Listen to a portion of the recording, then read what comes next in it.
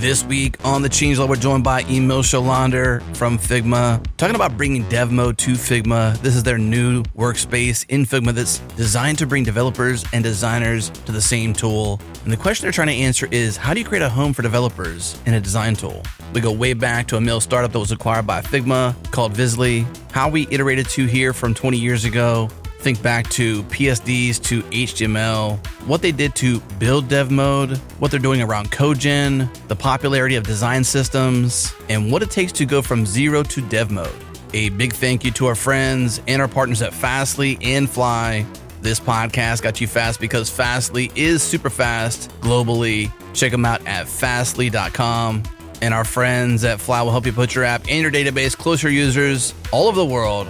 Check them out at fly.io.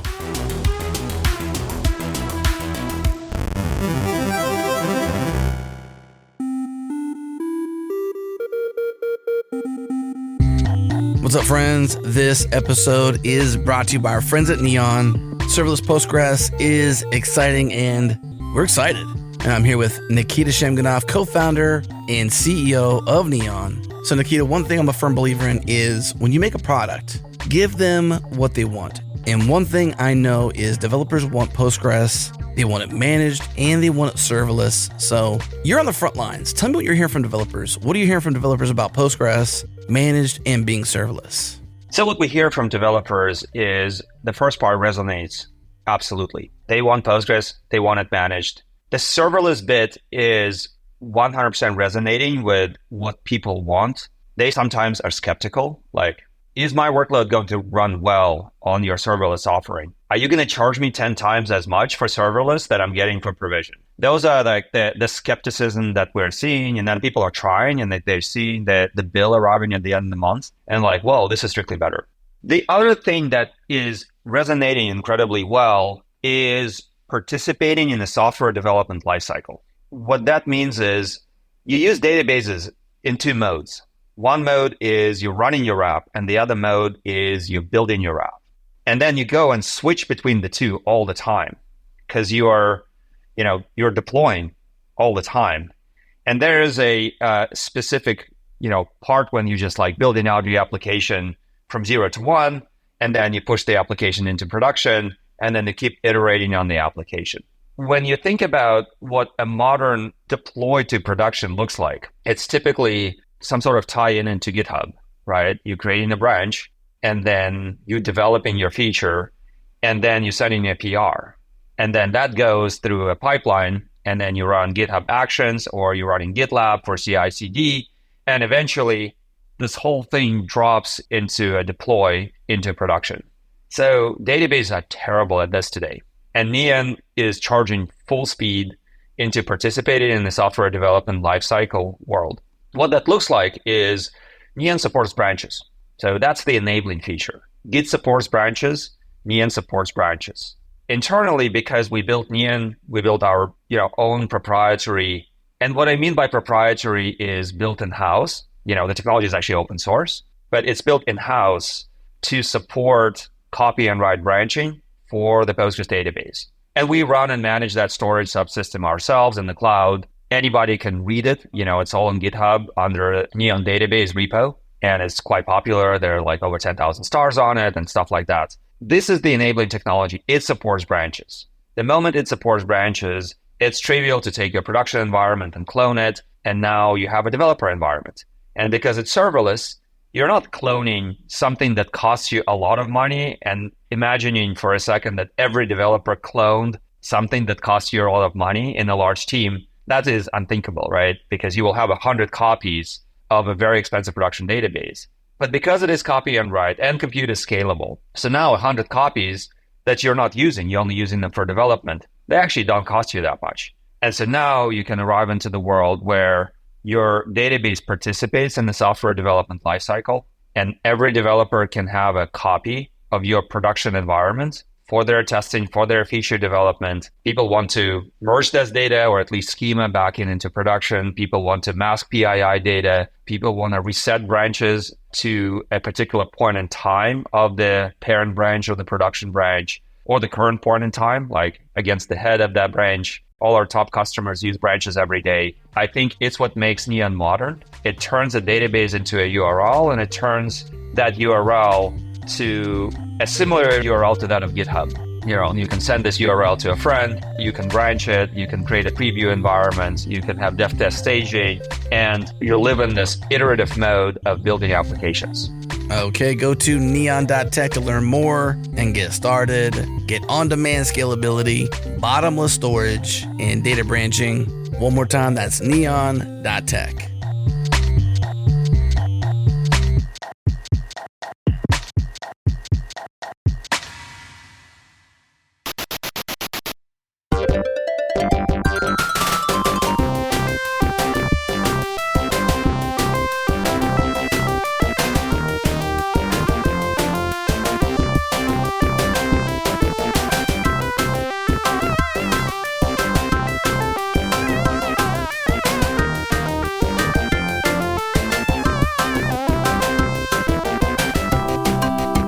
We're here with Emil from Figma. Hey, welcome to the show.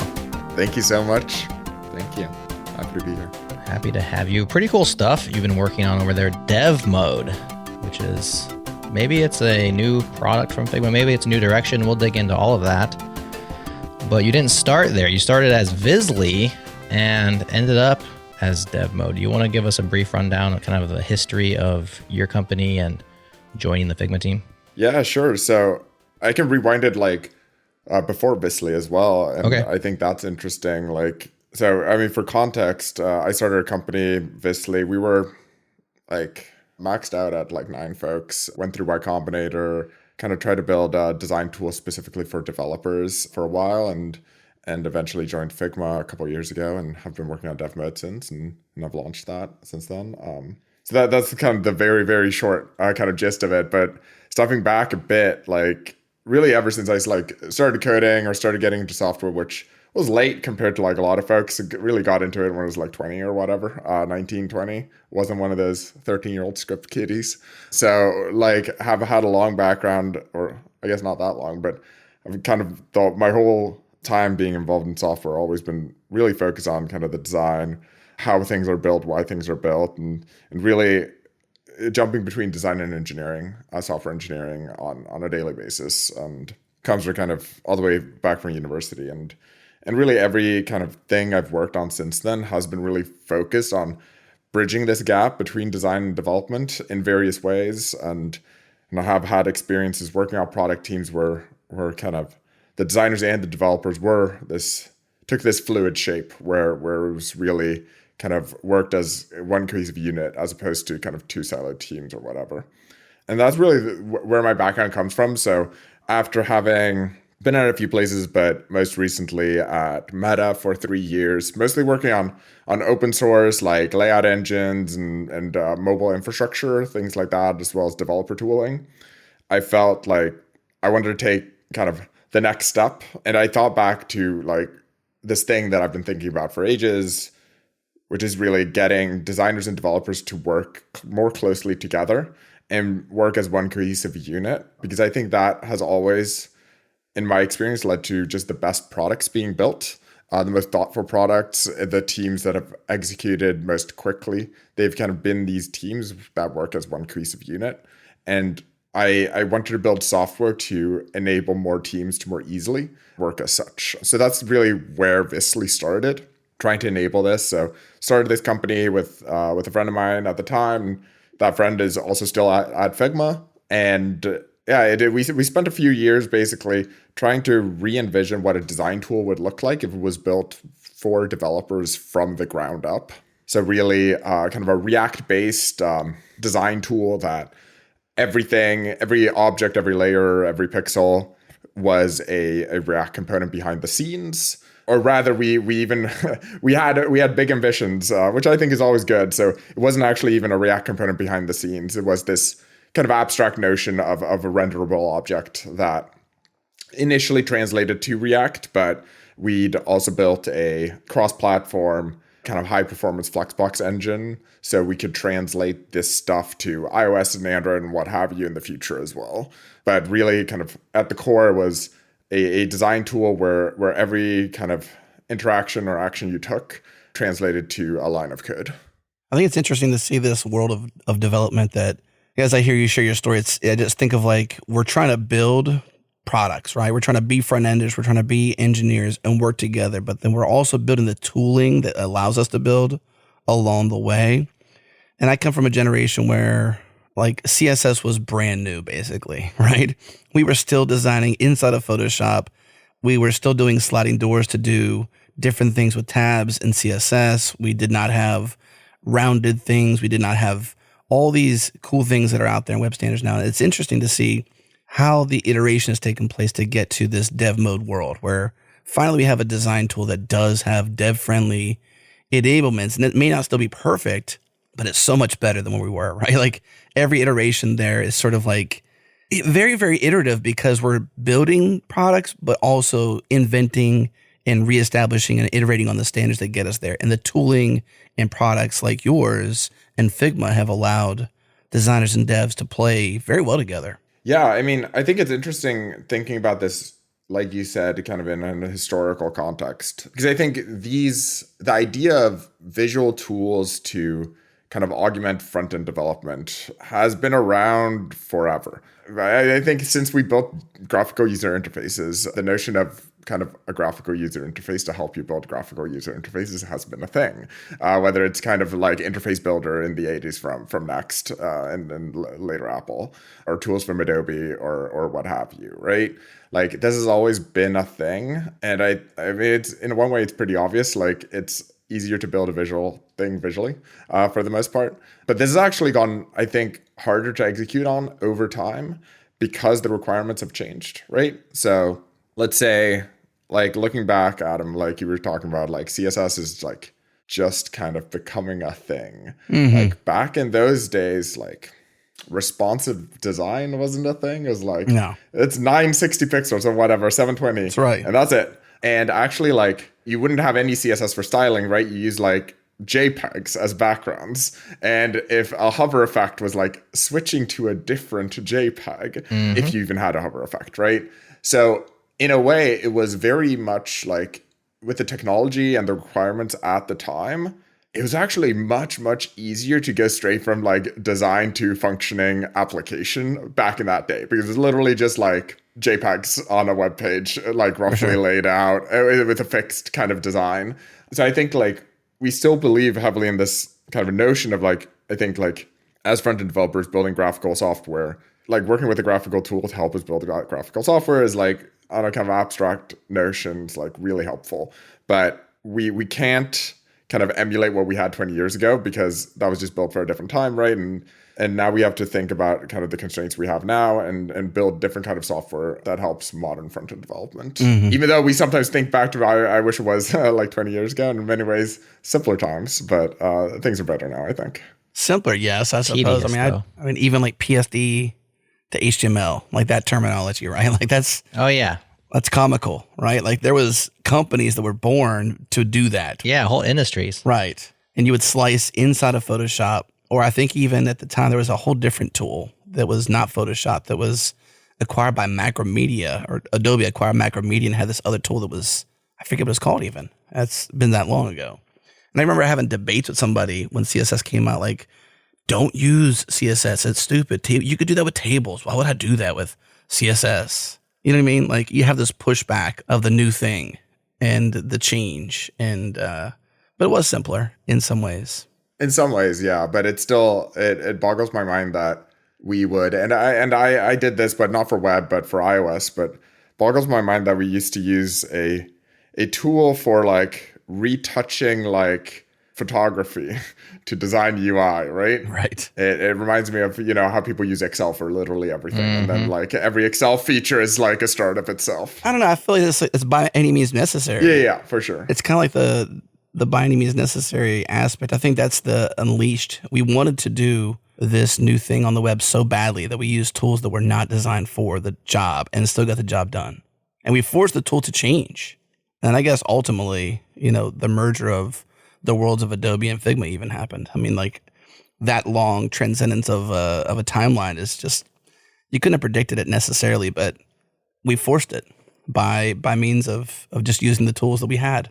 So a long time ago, I helped Grooveshark, which was an old music streaming app/service, rewrite their Flash app in HTML5. This was when HTML5 was like burgeoning.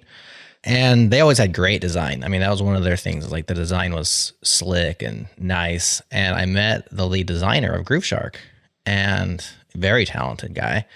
He did all of his design work. I mean, literally all of it in Keynote. Apple Keynote. I mean, Apple used to design their stuff in Apple Keynote. Like, I asked him, like, isn't this like a PowerPoint replacement, like slideshow thing? He's like, yeah, but it's a great design tool. And so he like took Keynote and he handed me Keynote, and I was supposed to implement that from there. It actually was just as easy or painful as Photoshop. I mean, I had Keynote installed already, so at least I had that going for me. A lot of developers have Photoshop licenses or not. At least it was vector-based. Yeah, exactly. It was vector-based. But it speaks to this real inefficiency that exists in the world of the collaboration bit, which you guys are very much building tools right in that area, where you can lose so much time and money in those handoffs, if they even are handoffs. So there's many different ways of doing it. If you think about a software product, you have kind of the product owner, right? This is the person who decides the direction, the features, etc. You have the designer, and you have the developer, these as roles. Historically, I think the most successful and quickest moving orgs are when those three things work very well together, or sometimes are inhabited by a single person, right? Like the one person unicorn who can think it up, design it, develop it. Very successful. But when you have teams doing those things, there's so many different ways of managing the collaboration between the three, and there's so many bad ways to do it. In fact, we can reminisce about some of the bad ways when you had to go hire a company to like take your PSD and turn it into HTML, and then you got to go hire a different company to take your HTML and turn it into a working web application. It really struggles to be able to iterate when you have like silo, and then knowledge transfer fails. And so the person actually said this color, but the developer thought they said that color. Yeah, and I think that's fundamental to Figma as a company and as a product, but also to how when we started developing dev mode, I mean, we really wanted to think through dev mode from first principles, right? So everything was on the table. Like, should dev mode be a totally separate product, or should it be kind of a new file within Figma, or should it be a mode, which is what we eventually landed on, right? But what we thought through with all of this was really back to this like piece of communication and collaboration, right? We know that what really matters for companies to build better products and build those products faster while also maintaining a high quality bar was really about communication and like latency in communication, right? Fidelity of communication. So for us, it was really obvious that no, developers, designers, PMs, or hell, even like lawyers, be in the same spot and collaborate live in real time together. Because otherwise you get asymmetry in information, or miscommunication, or you get things where somebody doesn't learn about information until like 3 days before launch. And then you either need to scramble, or most likely you're delaying launch by like a quarter or whatever. So making sure like everybody's on the same page, is looking at the same thing, and knows the same information is really key to great collaboration and building great products quickly. I don't think it can be overstated just how much time and money you can save by like greasing those skids, because so much of the fails in software development process is simply inefficiencies in our collaboration practices. And a lot of times we're trying to just make it up on our own. I mean, I've done a lot of small contract work where I'm working with different teams, different clients. And so I had like iterations on how many different ways you can collaborate around a software project. And so many of us are just making it up as we go along. And if you're not familiar with that one, there's just so many ways that you can waste time, waste money, waste effort on stuff that doesn't matter. And so, yeah, if you can bring everybody to the table at the same place and get them collaborating there and provide tooling and resources for that to be effective for everybody, then that's a big win. So when you started dev mode, so you joined Figma to build dev mode, is that fair to say? Like Visly was already building kind of a thing, or yeah, tell us how that worked out. Yeah, so I mean, just finishing up with the thought on the communication front, which I think kind of segues into to the next thing you're asking, this is something like Figma's been thinking about since day one, right? This is the reason Figma is a URL in a web app. Because yes, you can get your whole design team to like install some design software, or even that is like hard sometimes. But let's imagine you can do that. It's really hard to get, say, a random stakeholder or engineer on the team to install this big design software and like create an account or whatever, just to kind of quickly view a prototype, right? So having that as a URL where anybody can just load it up quickly and see what they need to see, that's really the foundation of what Figma was started for, because we always knew that, I say we, like Dylan and folks who started Figma way before kind of I joined, always knew that like design is a process that really involves more than designers, right? Everybody needs to be part of it, whether you're PM, engineer, or marketing, or really anybody who even touches any aspect of the product needs to be part of that design process. And we want to make that, encourage as many people as possible to as easily as possible come in there. So the notion of like design needs to accommodate for developers, developer handoff, engineering collaboration, that's something that Figma has really been thinking about since day one. So the reason we joined Figma is really to deepen the investment in this rather than start it up from scratch. It's really to deepen that investment in developer collaboration. So, I mean, realistically, like we'd been running Visly for, I want to say 2 years, 2.5. I can't remember at this point. It's been a while, something like that. And yeah, we had a product, we had it in beta, we didn't have a lot of, like, we had sub 100 users, but like enough to get feedback. But the feedback we were getting was like really good, but from like indie developers, right? The developers who did both design and development, and they really liked it. But we just like, basically it was impossible for us to get into any larger team because, you know, designers didn't like the tool, which is like fair enough. We really set up to build kind of a great design tool for engineers, and that is what we built. But at larger companies, like you need to bring design into it as well, right?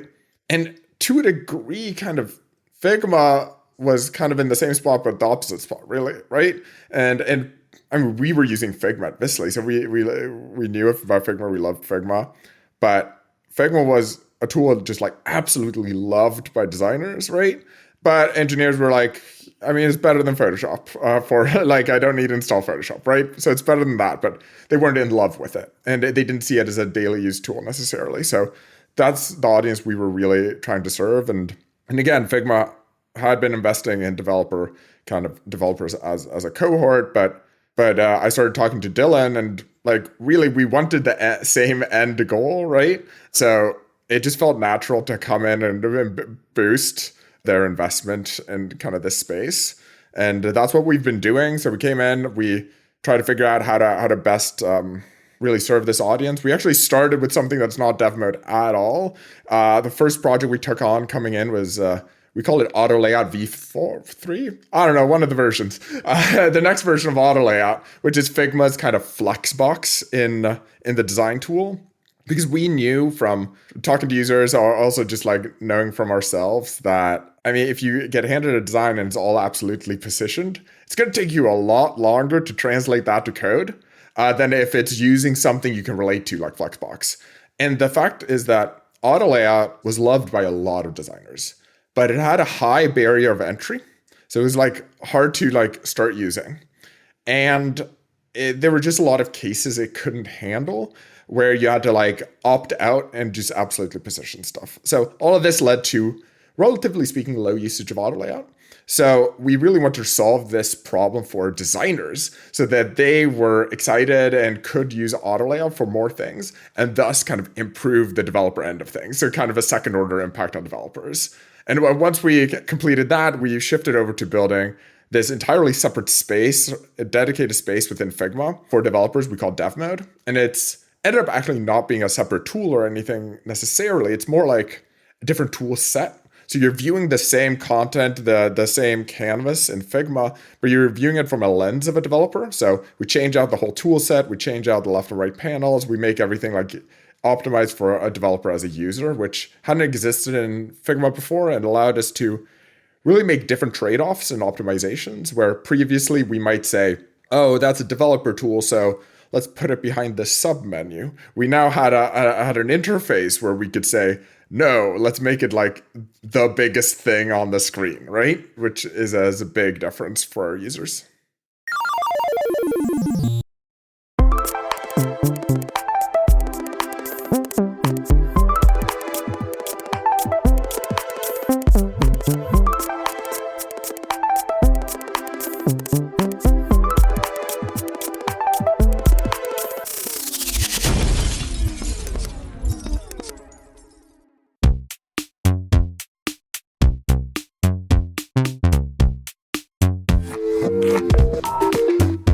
What's up, friends? I'm here with one of our good friends, Firas Abukadije. Firas is the founder and CEO of Socket. You can find them at socket.dev. Secure your supply chain, ship with confidence. But Firas, I have a question for you. What's the problem? What security concerns do developers face when consuming open source dependencies? What does Socket do to solve these problems? So the problem that Socket solves is when a developer is choosing a package, there's so much potential information they could look at, right? I mean, at the end of the day, they're trying to get a job done, right? There's a feature they want to implement. They want to solve a problem. So they go and find a package that looks like it might be a promising solution. Maybe they check to see that it has an open source license, that it has good docs. Maybe they check the number of downloads or GitHub stars. But most developers don't really go beyond that. And if you think about what it means to use a good package, to use a good open source dependency, we care about a lot of other things too, right? We care about who is the maintainer? Is this thing well maintained? From a security perspective, we care about, does this thing have known vulnerabilities? Does it do weird things? Maybe it takes your environment variables and it sends them off to the network,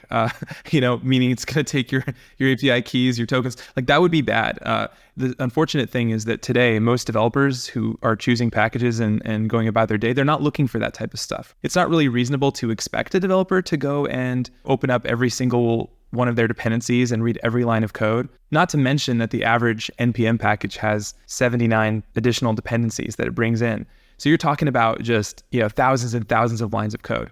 And so we do that work for the developer. So we go out and we fully analyze every piece of their dependencies, every one of those lines of code, and we look for strange things. We look for those risks that they're not going to have time to look for. So we'll find, we detect all kinds of attacks and kinds of malware and vulnerabilities in those dependencies, and we bring them to the developer and help them when they're at that moment of choosing a package. Okay, that's good. So what's the install process? What's the getting started? Socket's super easy to get started with. So our whole team is made up of developers, and so it's super developer friendly. We got tired of using security tools that send a ton of alerts and were hard to configure and just kind of noisy. And so we built Socket to fix all those problems. So we have all the typical integrations you'd expect: a CLI, a GitHub app, an API, all that good stuff. But most of our users use Socket through the GitHub app, and it's a really fast install. A couple clicks, you get it going, and it monitors all your pull requests. And you can get an accurate and kind of in-depth analysis of all your dependencies. Really high signal to noise. It doesn't just cover vulnerabilities. It's actually about the full picture of dependency risk and quality. Right? So we help you make better decisions about dependencies that you're using directly in the pull request workflow, directly where you're spending your time as a developer. Whether you're managing a small project or a large application with thousands of dependencies, Socket has you covered, and it's pretty simple to use. It's really not a complicated tool. Very cool. The next step is to go to socket.dev, install the GitHub app, or book a demo. Either works for us. Again, socket.dev. That's socket.dev.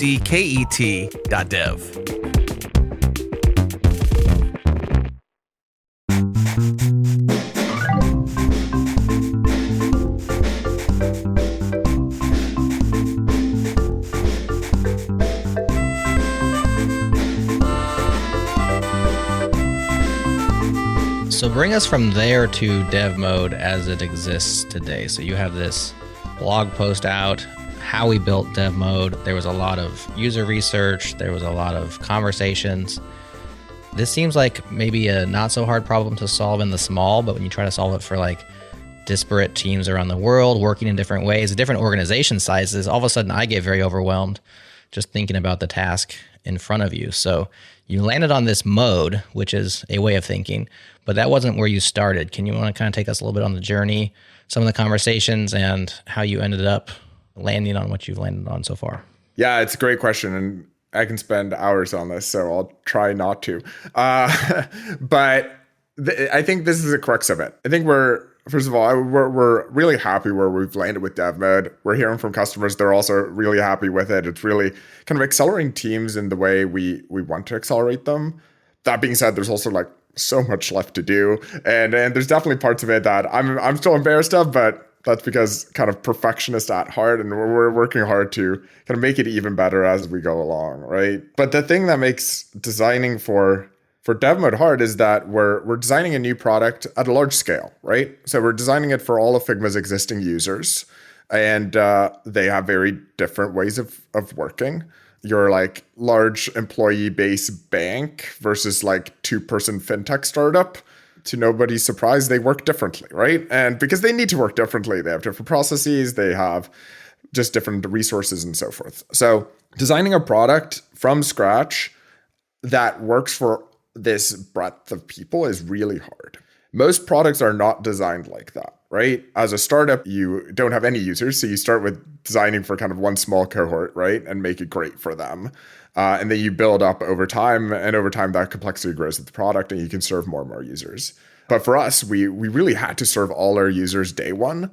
So we had to take an approach which scaled between like to all those different kinds of customers. So that's how we landed, or like that was in the back of our heads as we were designing dev mode. So that's why we have such a strong focus on like customizability. Extensions and plugins is a huge part of dev mode, where any user can go in and say that, no, I'm like an iOS developer who still writes Objective-C, and I want to see like code hints for that. And like you can get that, I think. There's a lot of plugins, so I think that exists. But basically you can customize it to like show you the kind of information you want to show. You can show the documentation you want to show for whatever design system you're using, and so forth. So customizability was really kind of a main angle. And another thing we kept thinking about was this kind of concept of making dev mode really feel like a home for developers, making it feel like this was built for me as a developer and not like a developer feature slapped onto a tool for designers, right? We really want to encourage developers to really like spend time here, and really not just to spend time to like boost metrics, right? In many ways, we actually want developers to like get out of Figma as quickly as possible and get back to coding. That's like a goal of ours, but we want the time they spend in Figma to be productive rather than being kind of, just searching and hunting for the right values. So this is kind of some of the, I guess, some of the thinking behind the design of dev mode. And the path we took to get to where we are today is, long, it's circular, it's winding. We went back and forth many, many times, right? But the highlights, I would say, is that it started with a huge focus on translating designs automatically to code. This was a big focus in the beginning, or a big hypothesis in the beginning, I would say, which we kind of quickly built out. It's actually really cool. We can talk about why it didn't work, but it was really cool. It looked like, imagine Chrome DevTools. You basically had like code split screen, like half of it was code, half of it was design. It was like you're inspecting the design and like seeing the HTML for it, right? Super cool from a UI perspective. When we actually put it in front of customers, it didn't work at all, right? Because that code is, it's just like not what the code they needed to write. Designers are not spending time getting the right layer structure or like div structure for their designs, right? It's not necessarily using the correct abstractions you want, or there's a million problems here that make this just like not work well. And in many ways also like go too deep on the design, and it easily lifted out, I would say, properties of the design that were unintentional. Right. So the beauty with kind of design as just kind of a picture that you can click on is that like you don't see the unnecessary details. Like if a thing is wrapped in like 7 empty groups or whatever, like you don't notice and you don't care really. But if you're like really exposed to the underlying what that would translate to in code, now it starts exposing those kind of details and makes them look important in a way that they definitely aren't, and actually distracts you from the most important aspects of the design and the intentionality there. So for all those reasons, like it didn't actually work. So we pivoted away from that and tried a number of different other things. And throughout this, like constantly just talk to users and across all sizes of companies and just to figure out kind of what the most important aspects were. The larger problem statement we landed on was like, and this is going to sound silly, but everybody we talked to wanted to build better products faster.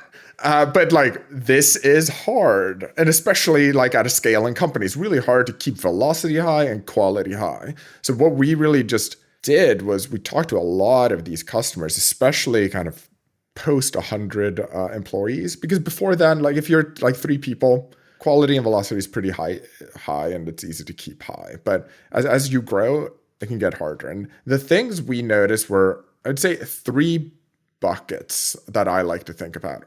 One is, I kind of touched on this with the collaboration piece earlier, but the first is like why you can't build great products fast is typically like organizational alignment problems. And this can be just like, people have different opinions, but it can be also just purely kind of informational problems, which we see a lot, which is, one really simple example is designers and developers would have a different tool, right? You design in one place and you like hand off in another place. And because there's this silo of information, now you have like duplicated information in 2 places. Developers would sometimes build the wrong thing because a designer forgot to export the latest version. And you have designer and developer think they're building the same thing, but they don't notice it until like 2 days before it's going to ship. Yeah. And then people get stressed, right? Or another classic example is engineers are working off of Jira or some other tool, right? It has nothing to do with Jira. And some PM or designer or engineer has basically created a bunch of Jira issues that spec out the product and included screenshots of everything to build.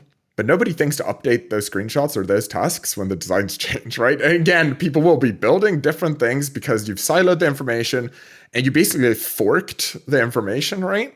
So that's really something we wanted to resolve. The second bucket of like problems, again, hindering folks from moving fast and building great products, was more around just maintaining product quality as an organization grows and scales, and that it can be really hard to stay on top of this.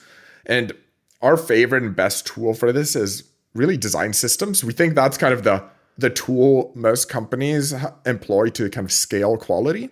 But the problem we heard from a lot of customers is like, yes, they have a robust design system, but nobody uses it or people use it wrong or all these things, right? So we really wanted to like make sure that these companies who've invested in design systems actually like, that investment is worth it. And we want to really make sure that really helps them, increase that product quality. And the third bucket, which we heard from companies that, again, wanted to, like everybody else, ship better products faster, was that dev efficiency was just hard to keep high as they scaled. And this mostly came down to just a lot of like small day-to-day paper cuts, everything from like compile times to what have you, that would just make their engineering orgs like move slowly. And in the context of Figma, we would hear things like it talked about like, oh, Figma is like complex to learn as a first-time user because it's like, especially as a developer, because it's kind of been designed for designers.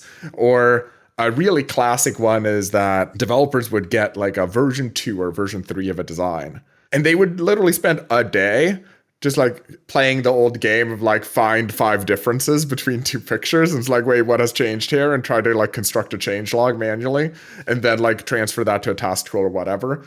All this like kind of repetitive work that just like slowed engineers down day to day. So those were kind of the 3 buckets of problems we saw hindering companies to build better products fast. And that's what we kept top of mind as we were building dev mode, really. And again, this goes back to the conversation we had earlier of like, for that org alignment piece, it really starts with getting everybody to just talk and like use the same tool and be in the same space. And that's why we built dev mode as a mode within Figma design, right? And we also knew we needed to build tools within dev mode for like clearer communication as well, to like have those clearer specs, be aligned on like what to build, so you're actually building the same thing. And that's where we have things like where designers can mark things as ready for dev, or they can like annotate details of the design and really spec it out. And then that last piece was like really about making sure the information is in sync between kind of all the different silos of information. And that's where like our partnership with, I'll point out like Atlassian here because we have a really deep partnership with them, but also working with like Linear and Storybook and other companies.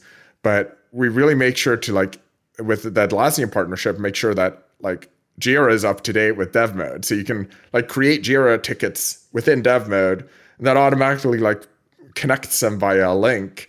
And now you don't need to like think about like having information in two places and worry about that. You can work wherever you need to work and get the information you want to make, and that's ensured to be up to date, basically.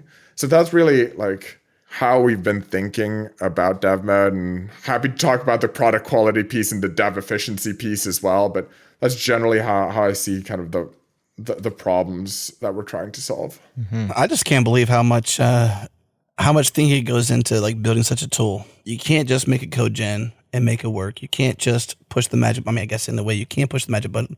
So that's kind of what you've done in a way.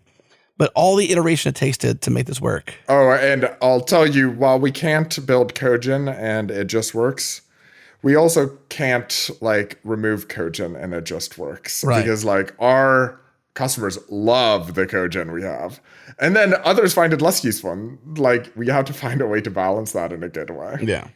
It is smart though to do the toggle back and forth between it's because you could have made it a whole different product as you mentioned, like, but making it in the Figma world and not making it some sort of bifurcated over here thing.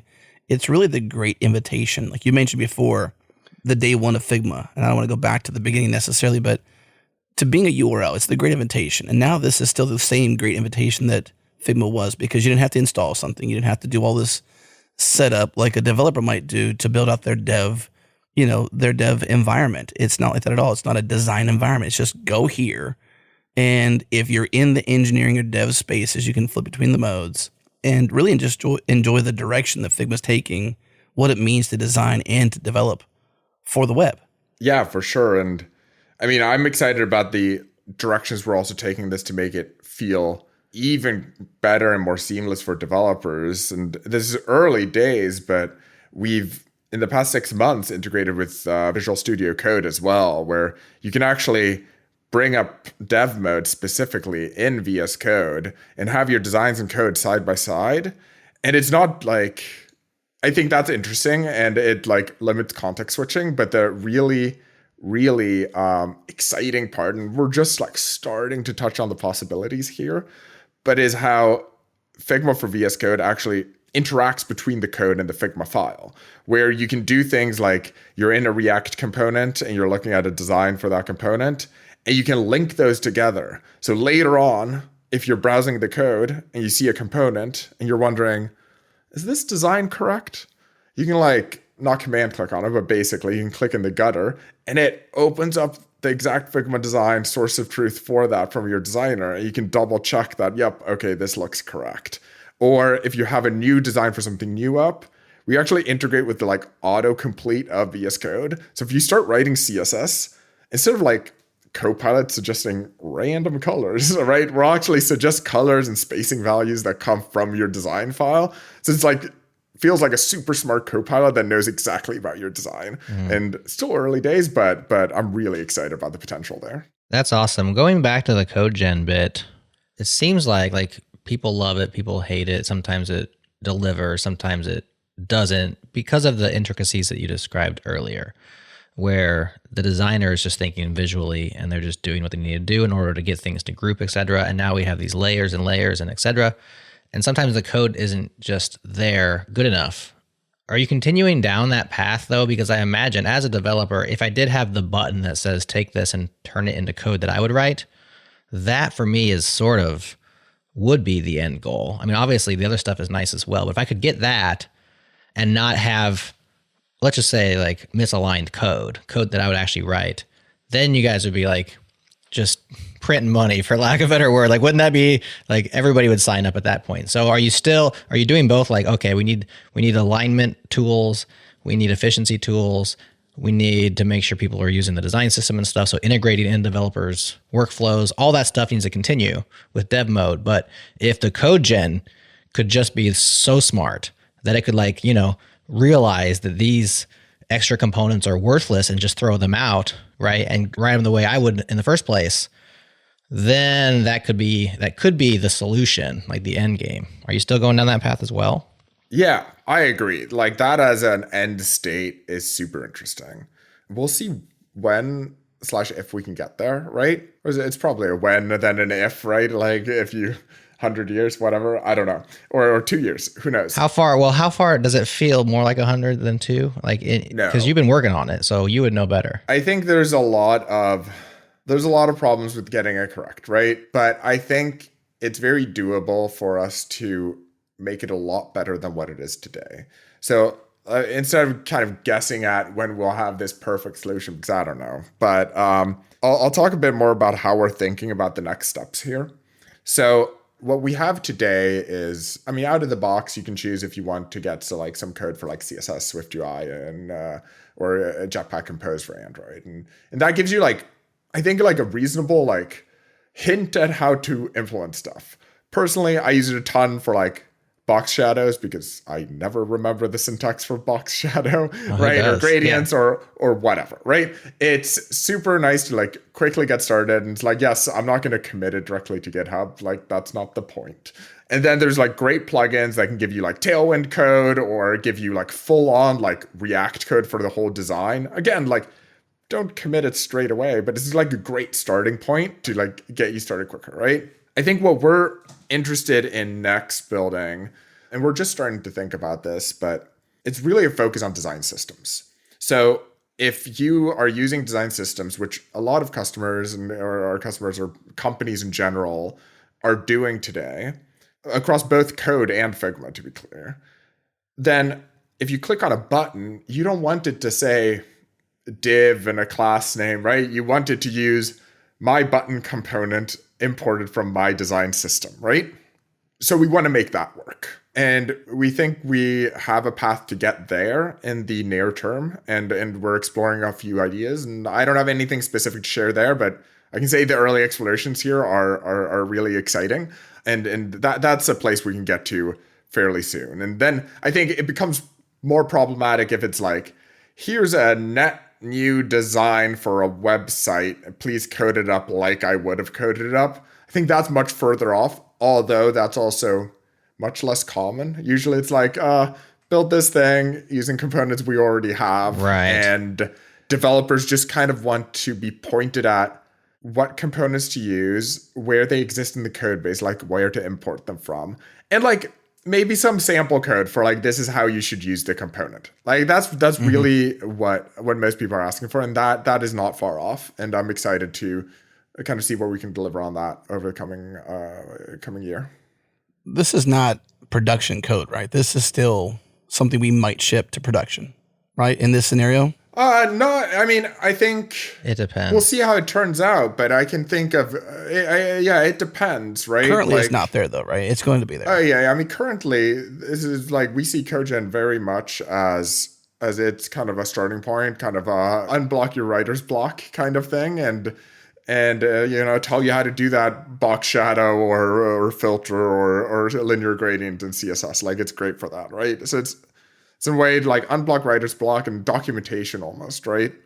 But then we want to, bring your design system into this as well, so that when you click on button, it says import my button from library, and this is this is some sample code of how you can use that my button to achieve what you want. Mm-hmm. That is where we want to get to.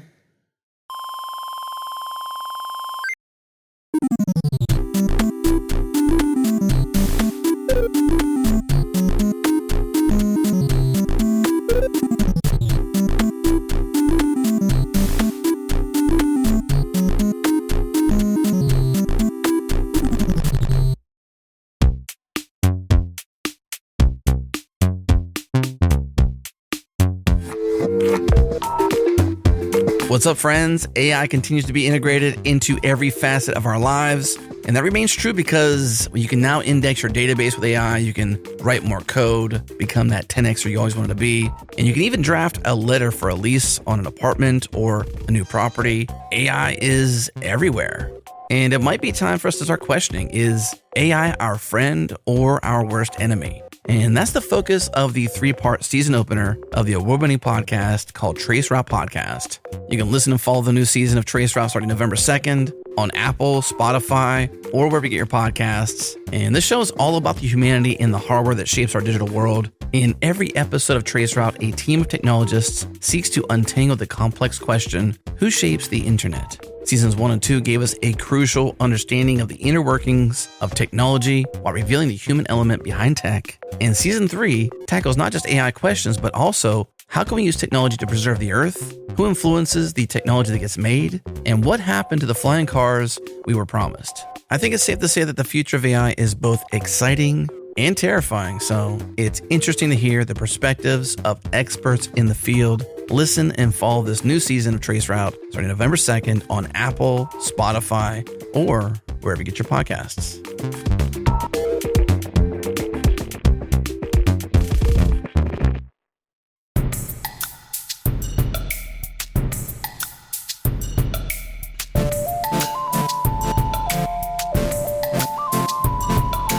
How many orgs have design systems? It seems like I tend to have a very indie lens, so I'm always scaling up to largers. But I know that design systems are things that we talk about a lot on podcasts, and there's people who like go and teach how to have a design system. But I feel like this is something that like high quality, well invested orgs have, but most of us don't have. I see a lot of startups with design systems as well. It depends on what you define as design systems, right? Like, Oh, yeah. What do you define? material design is a design system used by like thousands of companies, right? Or you have Ant Design or these open source design systems, right? I would still count that as the company having a design system, Okay. even though they didn't build it, right? They're Sure. using a design system. If you think about it like that, the vast majority are using some kind of design system, I think. Like, that's not an official stat. It's just like, that's the feeling I get. Sure.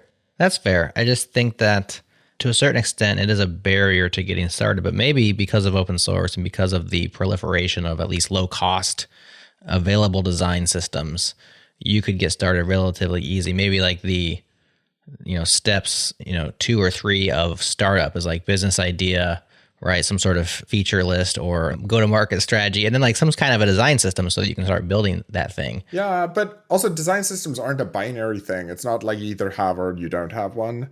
Even like, week 1 as a startup, you'll probably be like, what color should we use for our logo? What font should we use? Like, those are the first decisions you're starting to make as your design system, right? Or like, how should our buttons look? Right? Like, it's a decision you have to make, and probably you want kind of your styling of your various elements to kind of have a consistent look and feel, whether you're using an open source system or not. And this is building up a design system. Now, it might not be like formally a design system, so to speak, but Sure. But I would still like that's the starting point of a very good design system. What color should we use for our logo? And then the answer is always blue or purple, right? Like everybody's always picking blue or purple. I want more to pick orange, but that's just my opinion. I'm a fan of orange as well. Adam? Green. Blue? Purple? Green. Green. Hacker green, bro. There you go. Green. Hacker for life. Dev mode is green. Heck yeah, man. That's where the terminal prompt lives, in Greenland. This is being designed initially for those that appreciate, whether they do it themselves or inherit it or adopt it, a design system first, because that's a good place to begin, right? I would say yes and no. Yeah, yes and no. I would say that is our core focus now. I would say for those that don't have a design system, dev mode works great.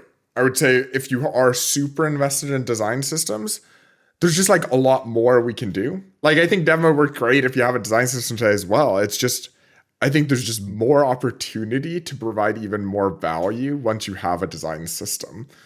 Versus if you don't have a design system, like, in a way, there's just like a cap for like how much value we can bring to you. By knowing that system, we can like infer a lot of things. We can build upon that and just provide a lot more value. So that's where our focus is. We think for those without design systems, dev mode is, I wouldn't say done. It's never done, but we think it solves for them pretty well today. And it does so for those with design systems as well. There's just like infinite kind of runway to do more, I think. Okay. Is it challenging to give us a 0 to dev mode scenario to go from not a Figma user to Figma user to enjoying what dev mode is, whether, let's just say I'm a startup who, adopted material as an example you did. We didn't build it. We inherited it. We adopted it. We appreciate it. But how do I go from zero to appreciating what dev mode offers my team?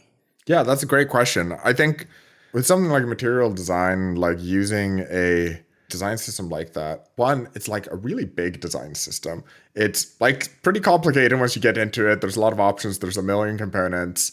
And what dev mode offers is really a way to really move faster as a developer here. You can get those mockups. You can quickly, like whatever you're clicking, it'll actually tell you like, oh, this is the documentation for that specific component. This is what you should be using in code. And that's like linked to, if you're using like MUI or whatever, like an implementation of material design in code, you quickly know like exactly what components to use. So you're not trying to like, for every step in the design, try to figure out, read the docs, figure out kind of what to do. You can much more quickly translate this over.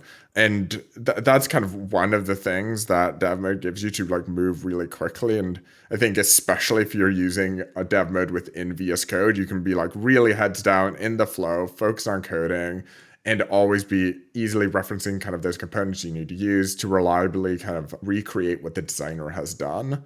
But especially in like, let's say like, this is a smaller team that's like really quick moving.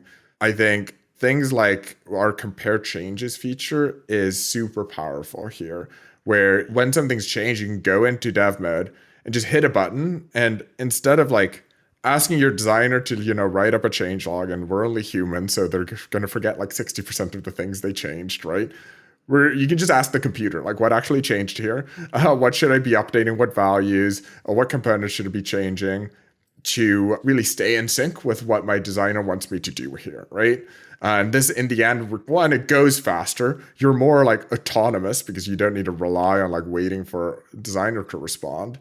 And three, like you're going to build a higher quality product because you're not going to miss something that you would have naturally missed otherwise. Mm-hmm. There's many more examples of this. But yeah, like whether you're a small team or like tens of thousands, hundreds of thousands, like person organization, you can take advantage of various features of dev mode to really help you, again, build better products faster. I like that tagline. I'm going to keep using that too. It's pretty solid. What are you going to use it for? Build better products faster. Anything. Anything to describe all the things I'm doing. Yeah, just helping you build better products faster. It's like cliche. If you're a Silicon Valley fan, they say that often in season 1. So I got to mention that. Wait, do they? Yeah. Maybe that's where I've gotten it from. Maybe that's where we got it from. Well, listen, I don't want to be cliche here, but we're making the world a better place. We're building better products faster. I don't think they say exactly that, but yeah. Not like that.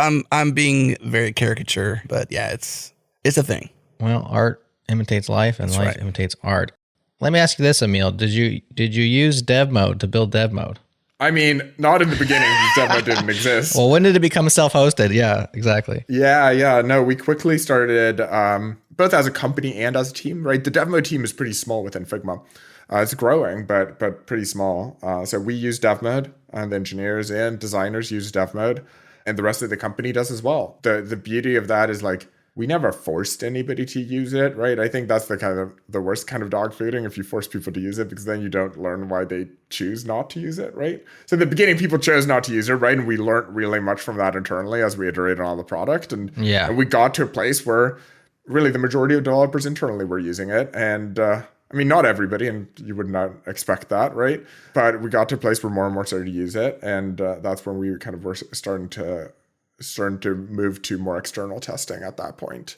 So yeah, we use it, and we the features we love to rely on as a team are like really this. I mean, a lot of the design system features I've talked about, but also this kind of these tools for clearer communication. So specifically the ready for dev stuff, because our designers do like 700 mockups, which is like great, and we get a lot of exploration, but it can be really unclear about, wait, which one did we land on in the end? And ready for dev and dev mode really allows us to really get everybody on the same page there. And same using annotations to really annotate every little detail and Annotations is, for those listening in, not a feature yet of dev mode, but it's coming really soon, and we couldn't be more excited about it. It's a way for you to annotate every like little measurement or add little notes or annotate like this should be 12 pixel font size, really like spec out all the details in a way that you could always do before like manually, but now it's like 10x faster, which really makes sure like your designer's actually going to like enjoy specking up the spec, which also leads to, leads to basically like you being on the same page, right? So we're using that a ton as well. Mm-hmm.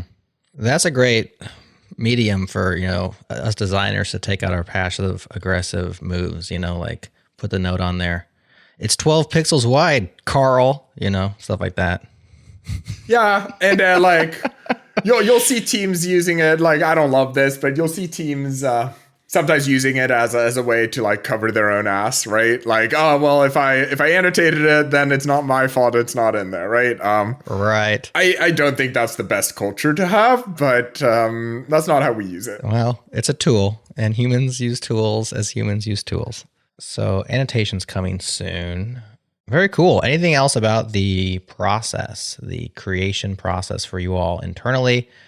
Are there any bits of Visly that are like left in here as assets, or is that just ancient history and this was like a fresh start? Everything's like Figma 100% code base. Yeah, it's Figma 100% from a code base perspective. Like, we really came in as people who had thought about this a lot, right? More so than people with a large code base. And in terms of process, like, I think there's a ton of talk about there. I think the thing to keep in mind is like, and that I love about working at Figma is, and it kind of what is instilled in dev mode as well, is that building this product has been really collaborative, right? We've had, our designers and our fantastic like product managers thinking about this, but also the whole engineering team in giving feedback constantly as well, because, it's a developer tool, but developers at Figma give feedback all the time on designer tools as well. So that's fine. Like, but it's like a super collaborative process. And yes, we've gone in circles a couple times and back and forth to make sure we land on the correct thing. But it's really been developed as a really collaborative product. And it's been developed collaboratively as well in a way that we couldn't have gone to the same quality product if we hadn't gotten kind of all those opinions in the room and while we were designing it and building it out. I'm just glad we're here. The PSD to HTML days are just whatever, man. PTSD. PTSD to OMG. Forget that stuff scenario. Yeah. I'm just glad we're here. I'm glad we have people like you. What an amount of effort it must have taken. Like, I know you even struggled iterated for over a year and a half on just like how to get there, like how to go to that magic button moment, and it's hard to appreciate those moments, it's hard to appreciate all that goes into the details to make the future possible. For sure. And it's so fun now that we've launched dev mode and in beta, it's since, what was it, mid-June? I keep forgetting dates, but mid-June, let's call it. Don't ask us. And at config in mid-June, and it's been so fun, not just to see people use it, but it's entirely changed how we develop the product in a really good way. Where, when it's secret in the beginning, before launching, it's, you talk to some customers, you ask them to sign an NDA, and it's like over a Zoom, and it is what it is, and you get some feedback. But since launching it, we've been able to really talk to users in an entirely different way, and that's really led us to really be able to accelerate, development on dev mode in a very different way as well. Like, so we launched it mid-June. We launched it with a big, like, give us feedback button up top. And the interesting thing is, like, a lot of people that like have written in to us like, oh, I don't think anybody will read this. It's like, we read every single one. We connected it to our Slack. So we get a ping notification for every single feedback request. And in the beginning, this was thousands per day, so it was overwhelming. I might have missed one or two, but we read most of them. That's awesome. And not just like me read it or like, my boss or whatever, But every single engineer and designer on the team was in that Slack channel reading every single piece of feedback. And through mid-June to I think it was mid-August, we resolved like over 200 issues of varying sizes, sure, but added features, resolved issues, and just like worked super closely with everybody. And we're continuing to do that since then as well. But the team was just like operating at a totally different velocity than before in terms of like fixing those sorts of issues, because we had user feedback. So we saw these issues that we couldn't possibly see before, and we had like a fire hose directly kind of injected into the team that they could see and get pinged on every single day. And I still get, at this point, I don't know the number, less than 1,000 per day, but still get like many times per day pinged by this Slack bot, which is like, here's feedback, here's feedback, here's feedback. So we're seeing it all in real time, and that's how we like to build products. Very cool, Emil. Well, the blog post is out there on the Figma blog if you want to read more. Of course, we have the deep dive here. Anything left unsaid? Anything we didn't ask you about that you've been itching to say before we call it a show? One thing that we haven't talked about, and this being like, there's a lot of developers listening in here, I think it's worth maybe just like chatting a bit about the developer platform that is Figma as well. Like we've had this really robust REST API for a long time now, and also like a really robust plugin API for a long time. And both these, I mean, they play into Figma as a whole, but also especially dev mode. And I think it's such a fun kind of visual platform to develop for. And in many ways, it's been around for a while, but I mean, it's not the iOS App Store. Like there's definitely a lot of space for innovation here and a ton of like untouched ground. So what kind of stuff can you build? Can you paint a picture for folks? Like give us an idea of what kind of stuff we could build. Yeah. So, I mean, generally speaking, the API gives you access to everything in a Figma file with like high fidelity down to like individual vector paths for all the drawings, images, fonts, etc. It also gives you access, if you're building plugins in Figma Design, gives you access to also add any design object to the canvas. In dev mode, you can't edit the canvas because, again, this is something we heard from developers. They didn't want to accidentally edit the canvas, so we restrict plugins from editing.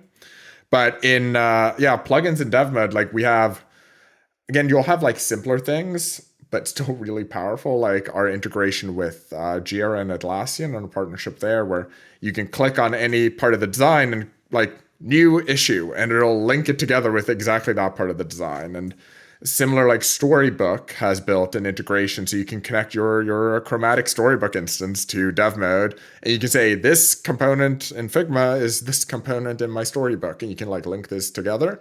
And once you've done that once, any developer going in later can run that plugin and see and interact with like the code version of the component and the Figma component at the same time and spot differences or, know the API, learn the API, and so forth. So it's super powerful. We've seen plugins that allow you to export assets in like formats that like we Figma just haven't gone to supporting yet.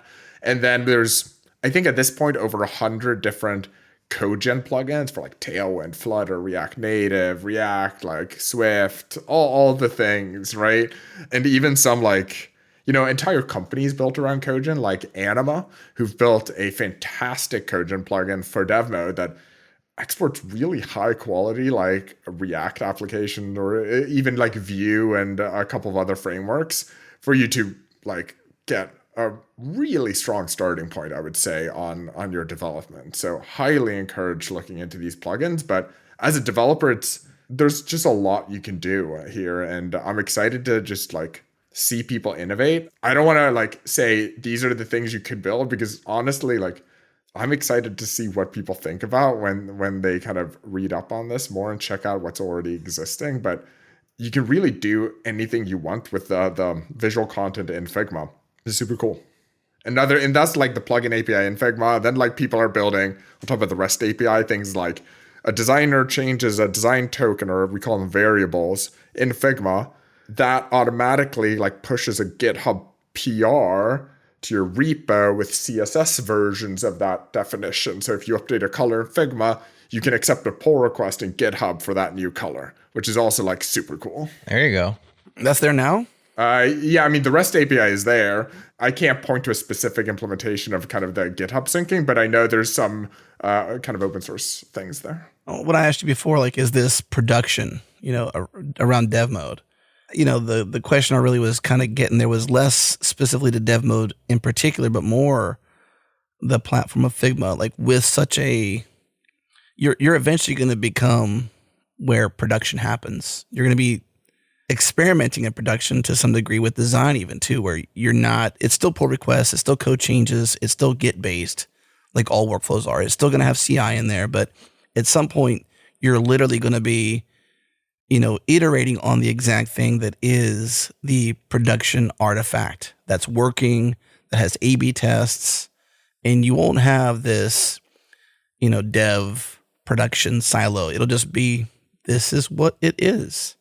I think partially. Our mission with DevMode is really to help developers go from design to production as quickly as possible, and with like as high quality as possible. And I think the help developers there is like a really important piece of it. Like, we're really not trying to replace developers here. We're really trying to help them. And I think where we can go like directly, right, from like tool to Git and like bypass the developer is in very specific scenarios. And it's the specific scenarios I think engineers hate doing, which is like, a color got updated in Figma. Please update the hex code corresponding to that in code. Is like very like machine translatable. Or like, this icon got a new vector in it. Please re-export it and reuse that thing in all the places it's already used. It's like, a computer should be able to do this for me, right? Let's like find and replace with the same asset, just an updated asset.